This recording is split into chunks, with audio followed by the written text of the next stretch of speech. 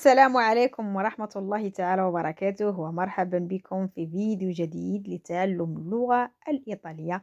درسنا اليوم إن شاء الله سنرى من خلاله مجموعة من الكلمات والجمل التي تستعمل يوميا.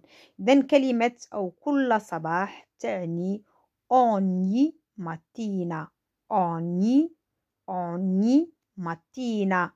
La mattina تعني الصباح. كيف نقول أستيقظ؟ أنا أستيقظ. جيد. Mi sveglio. Io mi sveglio. Io mi sveglio. Mi sveglio. إذا أردنا أن نقول كل يوم أستيقظ في الساعة أو على الساعة 7. Ogni giorno mi sveglio alle 7. Ogni giorno mi sveglio. كيف نقول أول شيء تعني la prima cosa.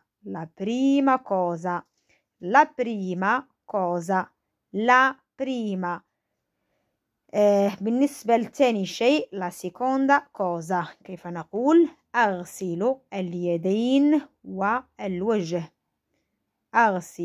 lavo le mani e il viso. lavo il verbo lavare. le mani تعني اليدين. إذن كيف نقول أرتدي الملابس.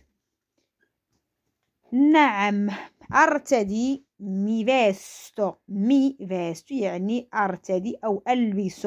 mi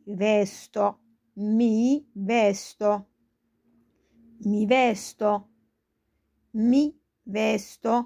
إذن كيف نقول كلمة ثم poi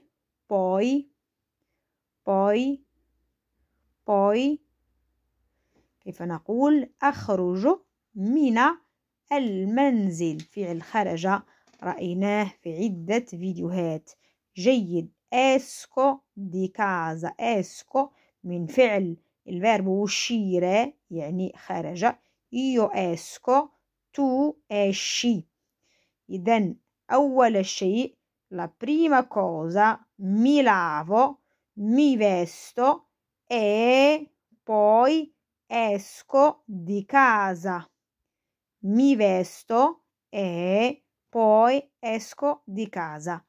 كيف نقول أذهب عند بائع التبغ. في اللغة العامية بالدارجة كنقولوا الصاك. مشيت للصاك. vado dal أو al tabaccaio. vado al tabaccaio. al oppure al بحال dal oppure al. كيف نقول لأنني أو لأني بحاجة إلى تذكير يعني أنا أحتاج إلى تذكرة. نعم perché ho bisogno يعني أنا أحتاج di un biglietto. un biglietto هو اللي كنحتاجوه باش كنطلعوا الطوبيس وكنتيمبروه. إذن أذهب عند بائع التبغ تعني vado dal tabaccaio أو al tabaccaio per comprare un biglietto.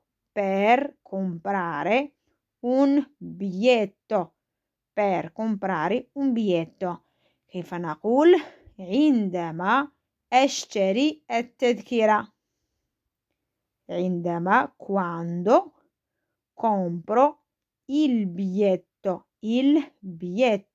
compro هو الفيرب comprare فعل اشترى وهنا في الحاضر يعني البريزنت. io compro tu compri.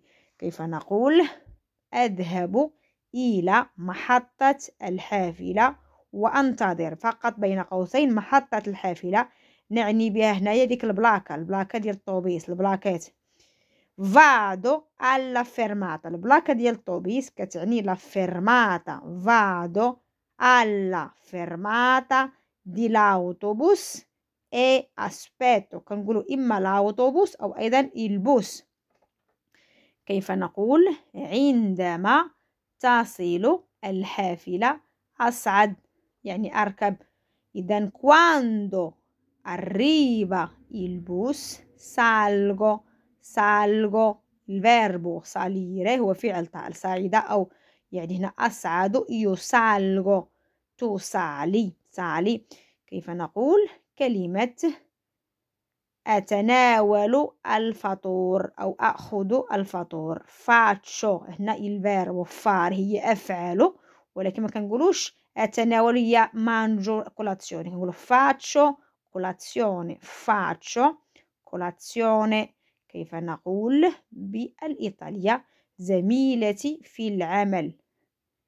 زميلتي في العمل تعني la mia collega del lavoro. la mia collega del lavoro. il lavoro يعني العمل. إذا أردنا أن نقول أتناول الفطور faccio colazione con mia collega del lavoro، ولا نقول mangio colazione. faccio colazione con mia collega. كيف نقول بالإيطالية تتكلم دائما هي أو هو. تتكلم تعني parla sempre. lei أو lui parla sempre. parlare هي يتكلم، io parlo tu parli lui parla. كيف نقول عن نفسها أو عن نفسه. جيد دي سي.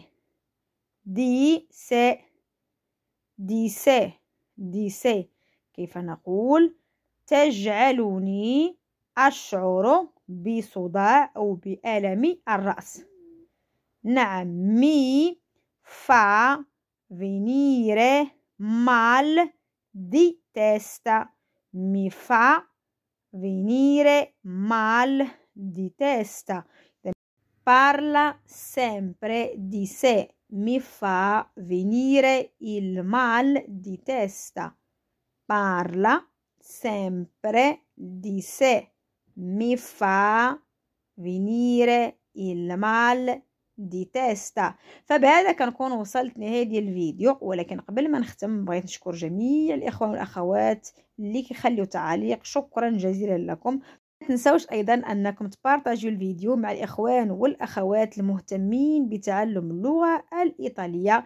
أيضا تعاليقكم وآراءكم واقتراحاتكم كتهمني، ما تنسونيش من لي لايك البارطاج ثم الآراء ديالكم. مني لكم جزيل الشكر.